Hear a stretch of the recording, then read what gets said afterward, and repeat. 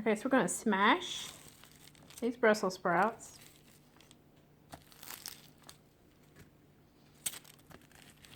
They've cooked for 20 minutes on 425. And I'm just going to smash them all.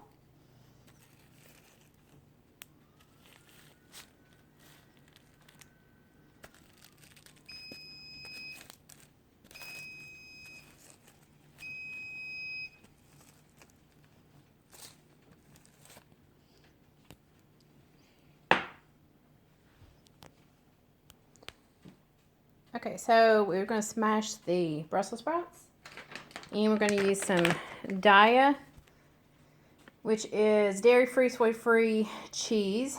To me, it melts probably the best of any of the non-dairy cheeses. So we're going to sprinkle that over top of the Brussels sprouts.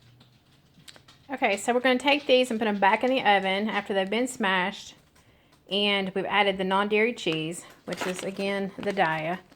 I guess I'm saying that correctly. And we're going to bake them again for another 15 to 20 minutes. It'll take probably that long for the cheese to melt, and that's to be about the right time for the Brussels sprouts to be completely finished.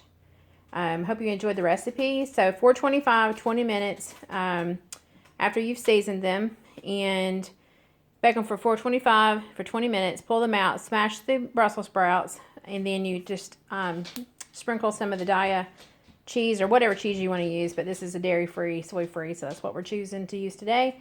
And I'm making a vegan meal, and I'll post another video of the butternut squash as well.